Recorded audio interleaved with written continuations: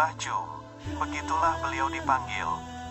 Aku sempat bertemu dengannya 5 tahun yang lalu saat berlibur di Kasihan, Bantul, Yogyakarta. Nama desanya saya lupa. Mbah Jum seorang tunanetra yang berprofesi sebagai pedagang tempe. Setiap pagi beliau dibonceng cucunya ke pasar untuk berjualan tempe.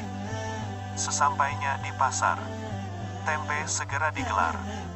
Sambil menunggu pembeli datang, di saat pedagang lain sibuk menghitung uang dan ngerumpi dengan sesama pedagang, Mbah Jum selalu bersenandung sholawat. Cucunya meninggalkan Mbah Jum sebentar, karena ia juga bekerja sebagai kuli panggul di pasar itu. 2 jam kemudian, cucunya datang kembali untuk mengantar simbahnya pulang ke rumah. Tidak sampai 2 jam dagangan tempe Mbah Jum sudah habis ludes. Mbah Jum selalu pulang paling awal dibanding pedagang lainnya. Sebelum pulang Mbah Jum selalu meminta cucunya menghitung uang hasil dagangannya dulu. Bila cucunya menyebut angka lebih dari Rp50.000, Mbah Jum selalu minta cucunya mampir ke masjid untuk memasukkan uang lebihnya itu ke kotak amal. Saat kutanya, kenapa begitu? Karena kata Simbah modal Simbah bikin tempe cuma 20.000. Harusnya Simbah paling banyak dapatnya ya 50.000. Kalau sampai lebih berarti itu punyanya Gusti Allah, harus dikembalikan lagi. Lah rumahnya Gusti Allah kan di masjid Mbak, makanya kalau dapat lebih dari 50.000, saya diminta Simbah masukin uang lebihnya ke masjid. Loh, kalau sampai lebih dari 50.000, itu kan hak Simbah, kan artinya Simbah saat itu bawa tempe lebih banyak tuh, tanya aku lagi. Enggak Mbak, Simbah itu tiap hari bawa tempenya gak berubah-ubah jumlahnya sama, cucunya kembali menjelaskan padaku. Tapi kenapa hasil penjualan Simbah bisa berbeda-beda, tanya aku lagi. Begini Mbak, kalau ada yang beli tempe sama Simbah, karena Simbah tidak bisa melihat, Simbah selalu bilang, ambil sendiri kembaliannya. Tapi mereka para pembeli itu selalu bilang, uangnya pas kok Mbah, gak ada kembalian. Padahal banyak dari mereka yang beli tempe 5.000, ngasih uang 20.000. Ada yang beli tempe 10.000 ngasih uang 50.000. Dan mereka semua selalu bilang uangnya pas, gak ada kembalian. Pernah suatu hari Simbah dapat uang 350.000. Iya 300.000-nya saya taruh di kotak amal masjid, begitu penjelasan sang cucu. Aku melongo terdiam mendengar penjelasan itu. Di saat semua orang ingin semuanya menjadi uang, bahkan kalau bisa kotorannya sendiri pun disulap menjadi uang, tapi ini Mbah Jum. Oh, logikaku yang hidup di era kemodernan jahiliyah ini memang belum sampai. Sampai rumah pukul 10 pagi, beliau langsung masak untuk makan siang dan malam. Ternyata Mbah Jum juga seorang tukang pijat bayi, begitulah orang di kampung itu menyebutnya. Jadi bila ada anak-anak yang dikeluhkan demam, batuk, pilek, rewel, kejang, diare, muntah-muntah dan lain-lain, biasanya orang tua mereka akan langsung mengantarkan ke rumah Mbah Jum.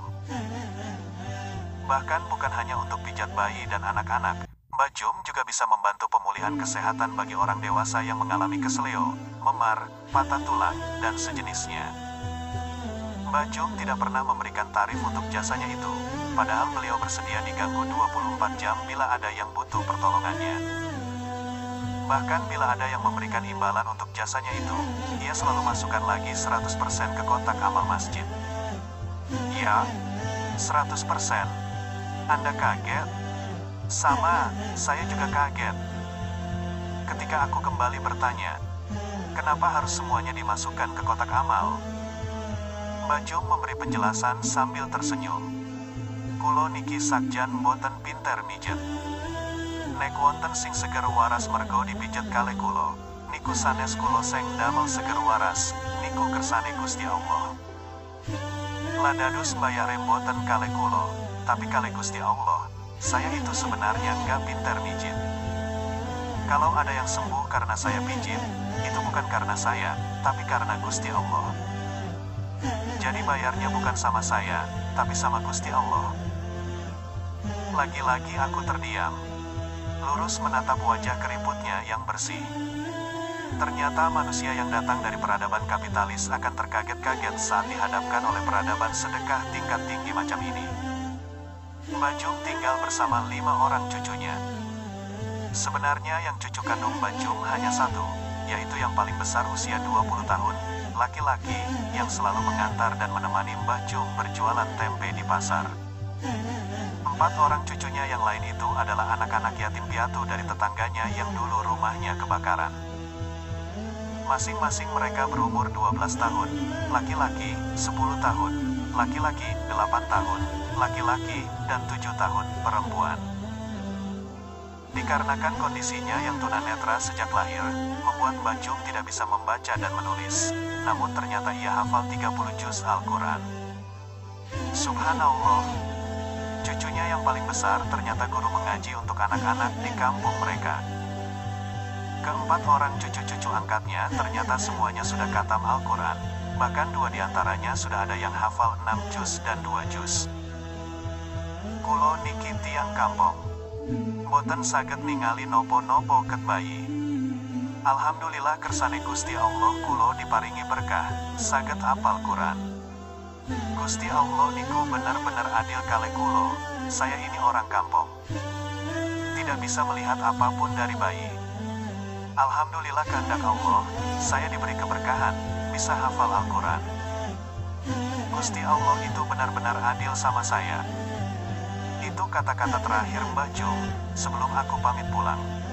Ku peluk erat dia, ku amati wajahnya. Matur nuwun Mbah Jum, atas pelajaran sedekah tingkat tinggi 5 tahun yang lalu yang sudah Simba ajarkan pada saya di pelosok desa Yogyakarta.